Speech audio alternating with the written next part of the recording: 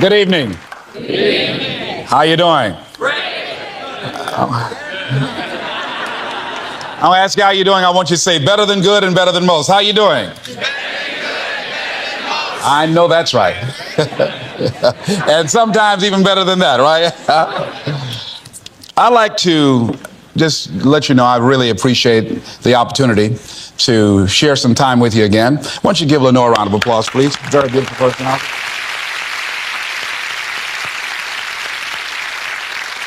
I'm very, very supportive of this ministry.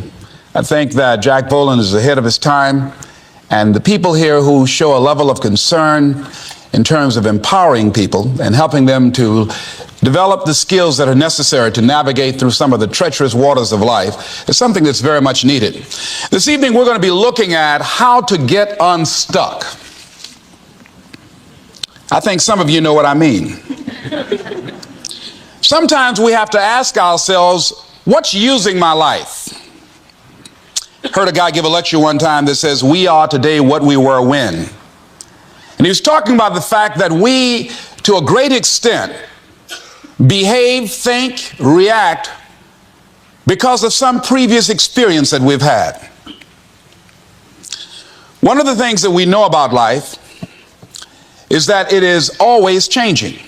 Sometimes you're up, sometimes you're down. Sometimes things go real well, and sometimes they don't.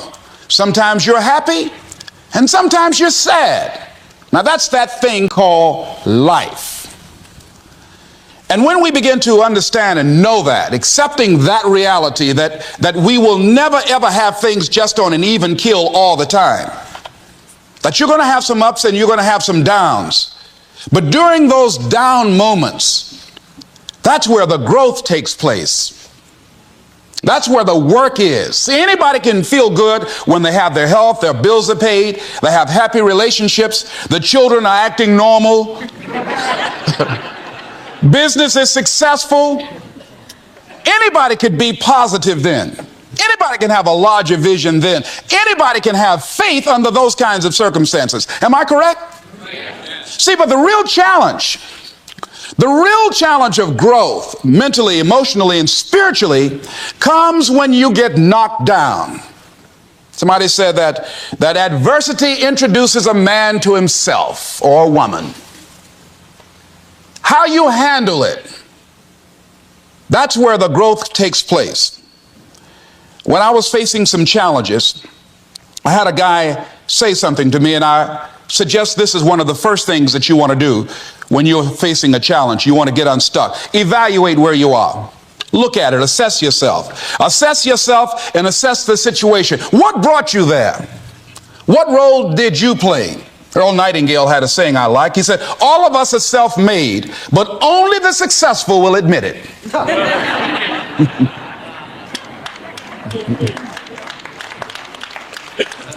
What has brought you to this point? What did you learn from it? Are you learning anything? Or are you doing it over and over and over again? Somebody said that insanity is doing the same thing in the same way, expecting a different outcome. Are you going through it or are you growing through it? Are you bigger and better because of it? Because it's not going to leave you until you grow through it. I was going through a major challenge in my life that was wearing me out, that was using me. And one of my students told me in a class that I was teaching, Lessons in Truth, she said, Les, until you handle it with grace, it will stay in your face. And it stayed there a long time. The challenges of life. How do we get stuck? A friend of mine went through a divorce. My best friend. He had a wife that did not love him as much as he loved her. It was his first real true love. He was a very religious man. Did not believe in divorce. He made a mistake. And he paid for his mistake with a lot of pain, a lot of tears. And there came to a point where he knew he should have gotten a divorce. But he was stuck. He was stuck in something called revenge. He said, she's made me so miserable, I'm going to pay her back. He was stuck. And he stayed in there longer than he should have because it began to attack him. It began to affect him psychologically. And as a result of that, when he eventually did get a divorce, he took that same attitude to other relationships, looking for something to go wrong. He was burned so badly, he did not want to risk pain again. He was going in relationships trying to avoid pain. When it became too close, he would do something to make sure the relationship did not work. He would always try and find something wrong with the person because there are no perfect people. So if you look for it, you can find it. He was stuck in revenge. Another friend of mine, working on a job, loved the company very much, expected to retire there. And one day they called him in the office, asked him for his badge and identification, called the security man up, walked into his desk, told him he was fired and he had to leave then. He was devastated. And if you came anywhere near him, he will tell you his story, as we all have stories. Even when he got a job, he went on the job telling anybody who would listen how they fired him unjustly. And he always ended with, it wasn't fair. Life isn't fair. Life just is. It's not fair that birds eat worms, and they do. So we can't even deal with what's fair. But he's stuck in the fact that it's not fair. I don't deserve that. They were wrong. I used to be a state legislator in Columbus, Ohio. During the break, we used to go out on the front lawn of the Ohio legislature at the Capitol there and observe people as they came by. There was one particular person that all of us knew. The children, adults, everybody used to pick at him when he came by. We called him Chicken Man. He had a feather in his hat. He had a toy chicken on top of his car that he would drive around the area in downtown, blinking his lights and occasionally blowing his horn. When he got out of his car, he would walk downtown with a baby carriage with two little baby dolls in there and a picture of a woman. And when you say something to him or came near him, you would hear him making the sounds of a chicken. All of us used to laugh at Chicken Man. We didn't know Chicken Man's story. Chicken Man woke up one morning around 3 a.m. and his house was on fire. He panicked and he got out of the window and left quickly, only to get outside to hear his children and his wife screaming for help. He ran back to the door to go in to save them, and the flames were too hot, too awesome. He tried to get in, he couldn't get in. He was desperate, frantic. Pretty soon the cries stopped. They perished in the fire. His brother-in-law came, found out that his sister had died and his niece is in the fire, grabbed Chicken Man and started beating him. You chicken, why did you save my sister? You're a chicken, you're a chicken. When the people pulled him off Chicken Man, they picked him up and said, are you all right? And Chicken Man looked at him and he started making the sounds of a chicken. He never ever overcame that tragedy. He was stuck from that experience. None of us knew why Chicken Man went around with this picture and these little dolls. I remember when I was stuck in anger for a long time, when I made a commitment to my adopted mother that I was going to purchase her a home. I'll never forget the experience of working real hard to get the money for the down payment. Someone had told me of a beautiful home in an exclusive area of Miami. Went to see it, took my mother there, and she said, yes, I want it. It was on the water. We went to the closing. My attorney said, Les, have you had a title search? I said, what's a title search? Well, we just take a couple of days to check it out and make sure there are no liens against the property that you might have to pay if you buy this home. The guy who was there selling me the house, he said, listen, he said, the only reason that I'm selling you this house and selling it at a loss is because I admire the fact that you want to purchase this house for your mother. I have another guy who will give me substantially more money, but I like you. And I've got to get back to Philadelphia. Now, if we cannot consummate this deal now, then the deal is off. I said, there are no liens against the property? He says, no, of course not. I looked at my attorney. I said, I believe him. I'll sign. She said, Mr. Brown, I'm not questioning his honesty. She said, but business is business. I signed that contract. And we had a big celebration. Everybody in the neighborhood was talking about Leslie coming home, one of the twins that Mamie adopted, to buy her a home. Child, isn't that nice? God is going to bless him. A few weeks later, I received a letter, a registered letter, indicating that the house was going up for sheriff's sale. On the courthouse steps, a man had filed a $12,000 lien against the property because the previous owner owed him that money. And if I did not come up with $12,000 in 30 days, he was going to sell the house to the highest bidder. I called this man and said, Mister, my name is Les Brown. I purchased this house. I had nothing to do with your prior bill. He said, that's not my problem. He said, you should have had a title search. I said, can you give me time? I said, my mother is an older lady. She has a bad heart. And I said, please. I said, if you just give me the time, I don't know how I'm going to do it with the house note and everything else, but I think I can pay you at least $2,000 a month. And within 6 months, somehow I will pay you your money. He said, no, I want it all in 30 days or you get out. I did everything I could, racked my mind thinking about how I could get $12,000 because I took everything I could to get the money just for the down payment and the closing. I finally had to face the reality that I wasn't going to be able to do it. I was up around 2 o'clock in the morning, walking back and forth, thinking, how was I going to tell my mother this? My children were there in the room sleeping all night long. I agonized over this. I lost over 23 pounds. Pretty soon I went in the room where my mother was sleeping and I said, Mama, I got down on my knees by the bed. I said, Mama, I got to talk to you. And she said, what's wrong? I said, Mama, I said, we got to get out the house. I said, in my haste to buy the house, I made a mistake. She said, that's all right, baby. I didn't like this house anyhow.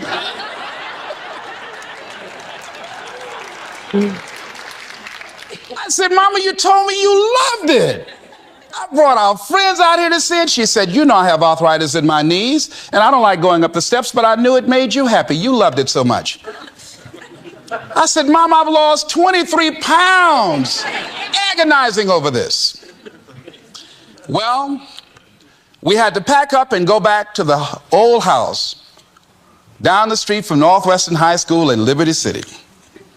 All those neighbors who came out and saw us leave,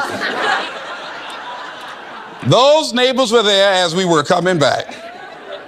We went in the house, the roaches were playing cards saying, come on in and take a hand. I was wiped out. I was embarrassed and humiliated. Words cannot encompass the symbolism of what I felt. I remember when I was unloading the furniture and I began to cry. My sister came by. You know you didn't have any money to buy no house, Mr. Big Time. Hadn't given me a quarter. You know Mama got a bad heart now, y'all, back where you belong. As I was crying and my head down, taking furniture in, my mama said, hold your head up. I said, Mama, I just feel so bad about this, Mama. She said, hold your head up and dry your tears. You have nothing to be ashamed of. And I did, as we unloaded that furniture in that house. For several weeks, I was numb. I was immobilized with anger. If I had seen that guy, I was thinking about flying to Philadelphia. I had all kind of dreams about him. And I didn't want to hit this guy here. Hitting would have been too good for him. I just wanted to just grab him and just bite him. I just made it, found him. They say, well, we found this guy just chewing on him. Beating would have been too good for him. I'd have just bit him every time he... I'd have been like a Doberman Pinscher. Yeah? God would have said, I thought I made everything, but I don't know where this came from. I was reading a book on forgiveness. And they had a line in there that says, forgive and grow. I had to let that luggage go. You see, your mind is, you know, when you go into a service station to get gas, you don't go in there and just start pumping. When you push the lever up, it clears the previous bill. By the same token, if you want to begin to move, you've got to clear your mind of all the unnecessary luggage and baggage that's weighing us down. I couldn't move. I couldn't think about what am I going to do to get out of this situation, because I was so concerned about what happened and what he did to me and how bad it was. I was so stuck in that I couldn't even focus on what I should have done. Feeling sorry for myself and angry, and none of that was taking me anywhere. So pretty soon I learned through effort, made a conscious, deliberate, determined effort. I had to let it go. I had to forgive it. Let it go and begin to focus on developing myself. And I say to you, you're going to have people to do things to you. Things are going to happen to you. And the most important thing to do is to harness your will and let it go and move so you can grow, so you can get on with your life. It doesn't matter about what happens to you. What matters is, what are you going to do about it? Amen. What are you going to do now, Les? Huh? How long are you going to tell everybody at the bus stop and anybody who would stand and listen to you? How long are you going to repeat the same thing over and over and over and over and over again? How many times do we have to hear that? Don't go around telling people what your story is. Everybody has a story. 80% don't care and 20% glad it's you.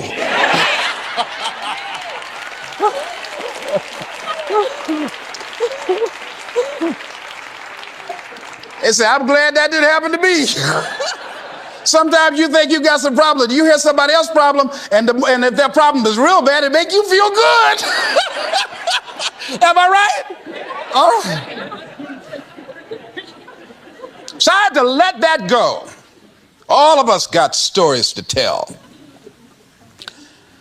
Chicken Man allowed his tragedy to destroy his life. All of us have experienced some tragedy, and if we haven't, we will. And you can either let it destroy your life, or you can build upon it. You can permit it to let it hold you down, or you can decide, I'm not going to let that happen to me. I'm bigger than this.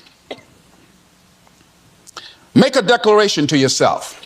Declare all out war that you're going to get out of this rut. I don't care how good you are. I don't care how talented you are. I don't care how much you work on yourself. There are some times when things aren't going to go right. They just are not going to go right. There are times when anything that can happen will happen. Murphy's Law will be knocking at your door. Why? I don't know why. That's called life. And you have to deal with it. Sometimes your life will be in a slump, just like sports. Some of the best shooters can't hit baskets different times in games. They get in a slump. Do they sit on the sideline and say, I just didn't hit a basket today? No, they continue to execute. I suggest to you that if you are facing a challenge, don't stop. Stay busy. Work your plan. Continue to do those things that you know that work for you after you have evaluated yourself in the situation. Continue to move. Stay busy, stay busy, stay busy. Repeat after me. Help somebody. And help yourself, because what you give is what you get. Find somebody that you can help so you can forget about you for a moment. See, sometimes the best thing to do is to be. Sometimes you have to just back up and go within yourself. A bow and arrow, you can't take a bow and just push it out an arrow. You just can't push the arrow out. You have to pull it back and then release it. Sometimes you have to back up and go within and pray and meditate and recharge your batteries. Go away, clear your head, and then come back and look at it from a different vantage point.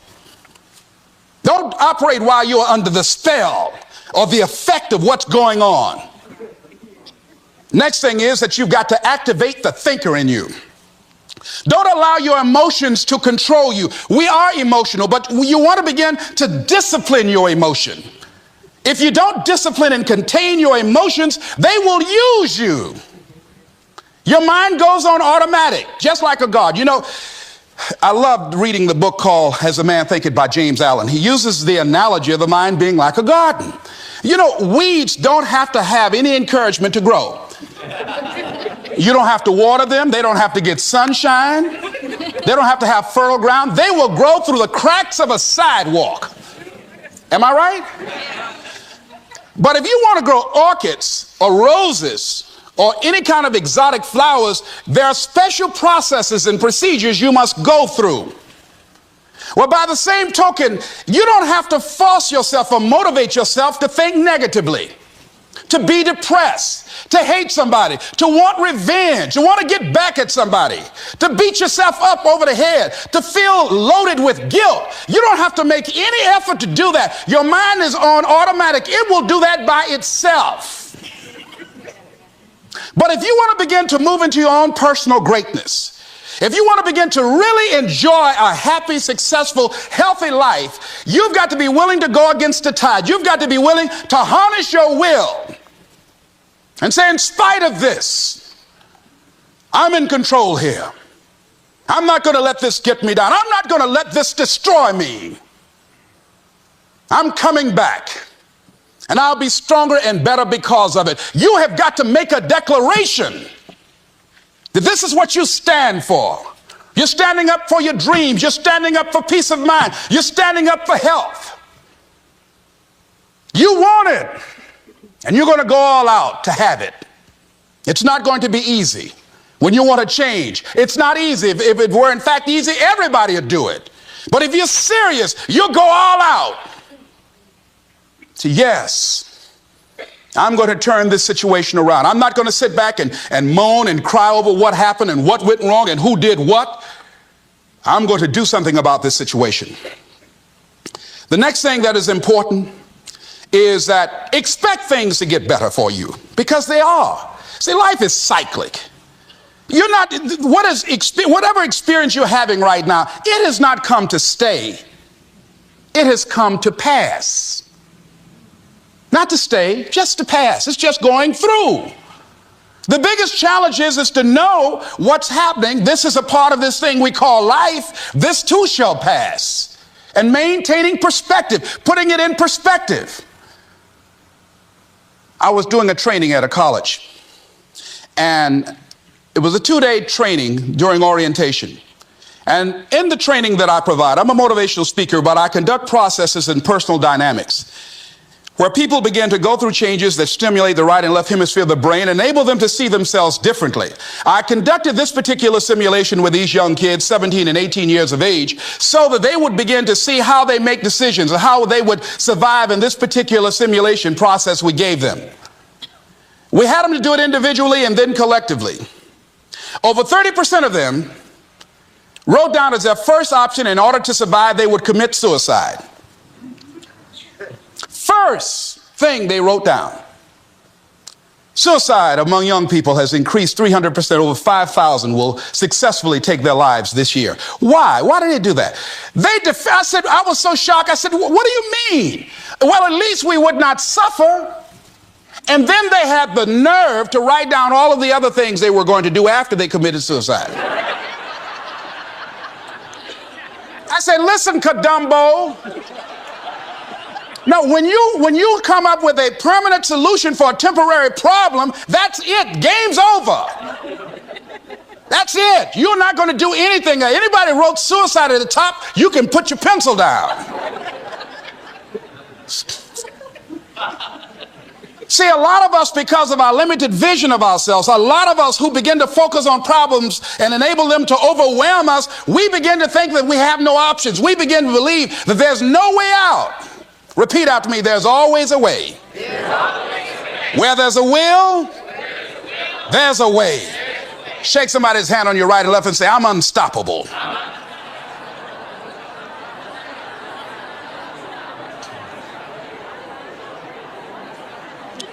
You've got to make those kind of declarations to yourself.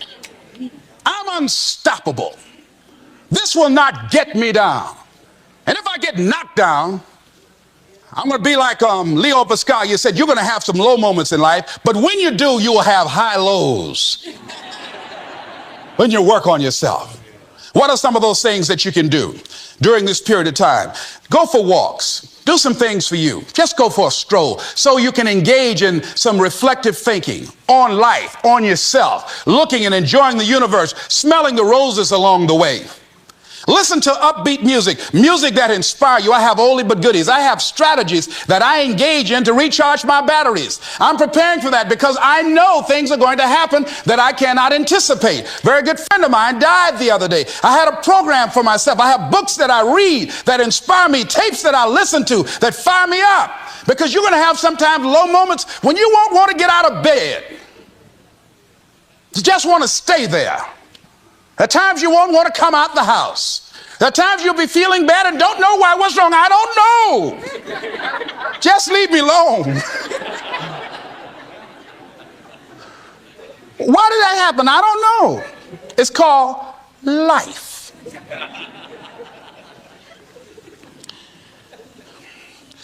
The other thing is take full responsibility for your life. Accept where you are and the responsibility that you're going to take yourself where you want to go. Someone said we have two primary choices in life. We can either accept conditions as they exist, or we can take the responsibility to change them. See, a lot of people want to exempt themselves from taking responsibility. All they want to do is talk about the problem. Every time you see them, they'll tell you their story over and over and over and over again. No. You want to take responsibility for your life. I got me here, I can get me out of this. And I'm getting out. I'm not going to be a volunteer victim.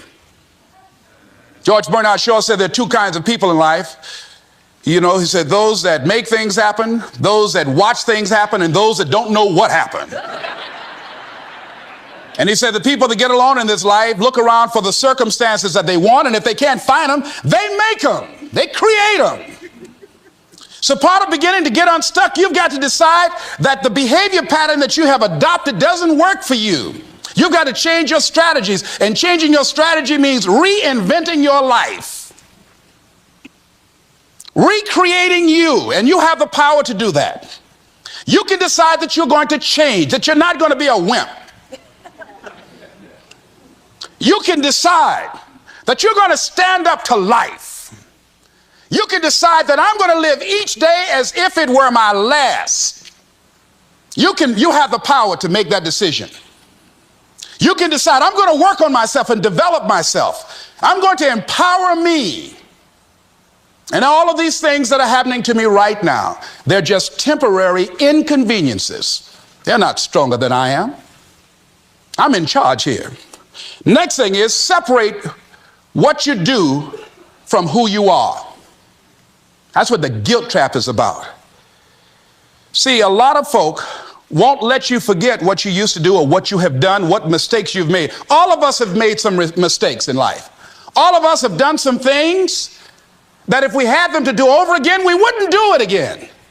There are a lot of things that if I had it to do over again, if I knew then what I know now, I would have done it differently. Well, it didn't happen that way. And that's what you call life. I didn't do it like that.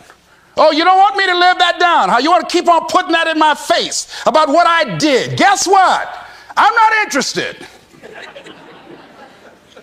That's what I did then. Won't do it today, so you are picking on an innocent man. Hello.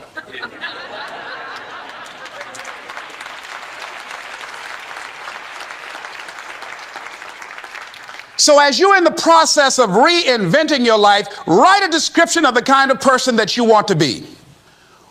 What are the things that you must overcome? What qualities about your personality you know that you're going to have to change because those particular characteristics are liabilities to you? What are your assets? What are your strong points? Look at and evaluating yourself to make that determination. Other thing is that in order to get out of a rut, we need some coaching. Find some trusted critics. People that you know care about you and love you. There's some things that keeps us from growing and getting out of ruts. Number one, we identify with feedback. We take it personal when someone wants to give us some feedback on where we are falling short and tell us about our blind spots. We want to have everything being positive about us. We're not perfect. It hurts. I have a friend who's a trusted critic. I don't like him, but I love him. He doesn't tell me the things I want to hear. He tells me what I need to hear so I can grow. It hurts. It hurts when he put me on the hot seat. I can't stand it. But that's the only way that I can grow. And I'm glad that he loves me enough to risk our friendship to tell me what I need to hear, not what I want to hear. Get a support group, somebody that you can talk to. People who perhaps might have a similar problem. Support groups are very powerful, that you can share some of the challenges that you're going through. And it might be a situation where one person can give you an idea of how they handle that situation and create an opening for you. Begin to stimulate some possibilities in your mind on how you can resolve the problem. We can't grow by ourselves. As I mentioned before, we grow from people and projects. The other thing is about life, when things happen to you, when you permit things to use you, you can't change the past, but you can interpret. You can reinterpret how you see it. For years, I was going around with a heavy load on my shoulders, feeling bad because I was adopted, doing interviews for adoption agencies and foster homes. And I was on television once, and I told these people in this particular interview that I was given away, my twin brother and I, when we were 6 weeks of age. A friend of mine, fortunately, was listening to the program. And she said, Les, I'd like to have lunch with you. And so I went over to see her. She said, when a woman carries a baby for 9 months, feeling that life movement in her, it's automatic and natural for her to learn to love that baby, to expect it to come here when she bears the pain to bring it into the world. Your mother, Mamie Brown, when she came in to adopt you guys, she didn't go through that process. She looked at whoever your biological mother was and said, I'll take him. You weren't given away less. You were chosen with love.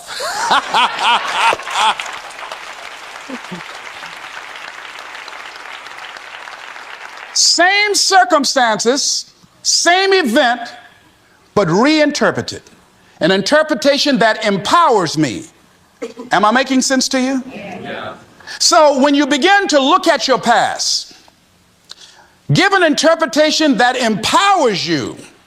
That's where I used to be. That's not where I am now. I'm growing. Now I want you to think about,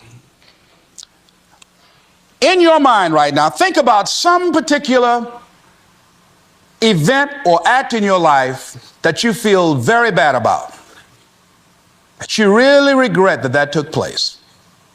If you had to do over again, you would do it differently.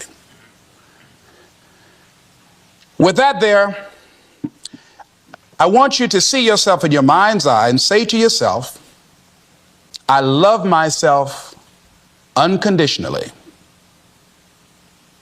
and I forgive myself. If I knew better, I would have done better. I want you to think about somebody that caused you some pain, caused you some disappointment, somebody that you don't like. Let me tell you something about the mind, how it uses you. Tell you something super stupid that I used to do. Do you know for years I hated my mother and my father, whoever they were, because they gave me away, as I thought at that point in time? And guess what? I didn't have any faces for the hatred because I never saw either one of them. And I said, I hate them for that. And then once I forgave them and said, it's okay, had they not given me away, I would have never been blessed to have the mother that I have, who to me is the greatest mother in the world. So the universe unfolds as it should.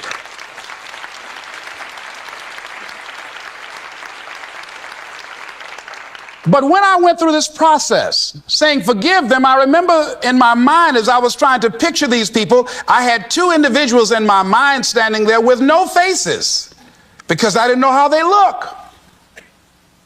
But I released that. I let that luggage go. Think about somebody that you've hurt, somebody that you've disappointed, either deliberately or inadvertently, or someone that has hurt you deliberately or inadvertently. Think about them. Somebody that you really, when you think about them, the room turns red. Look at them in your mind's eye and say, I forgive you. I forgive you unconditionally. Boy, that's a heavy load to let off. When I thought about that guy, I said, wait a minute, I can't, no, you don't know what this guy did. This was my mama. You don't know what we went through. My student said, Les, forgive, let it go. If you want to be forgiven, you better forgive somebody. None of us are perfect. All of us have made some mistakes. And it wasn't easy. It's not easy forgiving, am I right? It's hard. See, everybody won't forgive. They say, I forgive, but I don't forget now.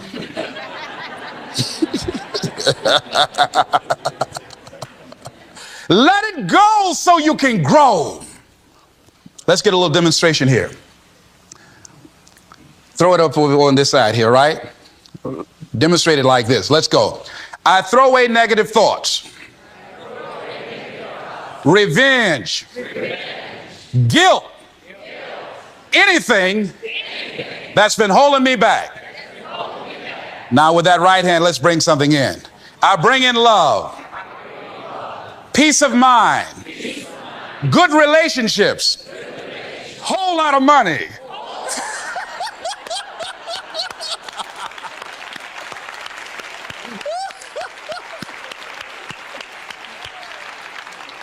I don't know why people raise their voices when we say a whole lot of money. I mean, they get serious too, you know what I mean? And usually people don't use one hand, they use two hands. They try to borrow somebody else's hand, you know?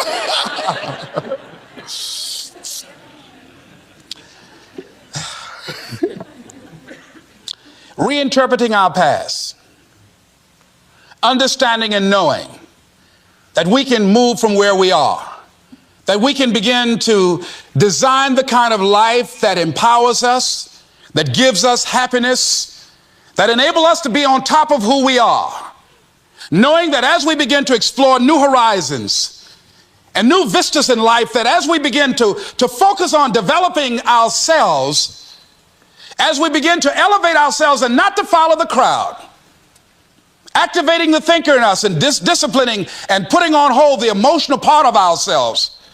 It's not easy, but through practice and practice and practice, practice makes what? Absolutely not. Dismantle that belief system. Practice makes improvement. You can always better your best. You can always go beyond anything that you have ever done. You'll never hit a state of perfection. You're always bigger than what you do. And so all you're looking for are new breakthroughs through practice and practice and practice. You'll get better and better and better. And there's still some things that will happen to you that will catch you on the blind side that you did not anticipate. You'll get knocked down, but you won't be knocked out.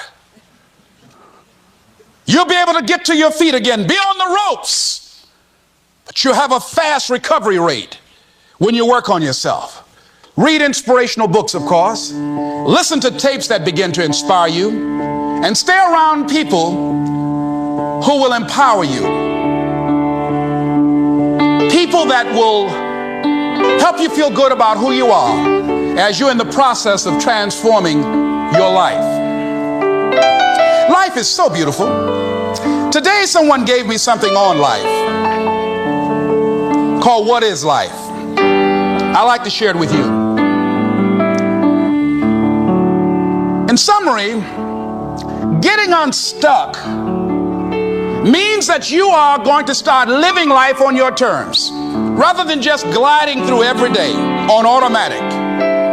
That you are aware, that you're stimulated and you're excited about your unfolding future, that you have a special power within that you know that things are going to get better for you. You know that you can handle this, and sometimes you have to cry. Sometimes life will take you to your knees. But the pain opens spaces in the heart for joy. Somebody said about life, I love this, says, life is like an onion. You have to peel it one layer at a time. And sometimes you cry.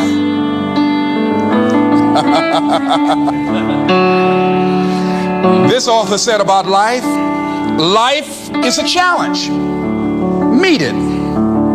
Life is a gift. Accept it. Life is an adventure. Dare it. Life is a sorrow. Overcome it. Life is a tragedy. Face it. Life is a duty. Perform it. Life is a game. Play it. Life is a mystery. Unfold it. Life is a song. Sing it.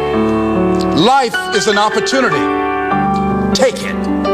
Life is a journey. Complete it. Life is a promise. Fulfill it. Life is a beauty. Praise it. Life is a struggle. Fight it. Life is a goal. Achieve it. Life is a puzzle. Solve it. Isn't that beautiful? I love that.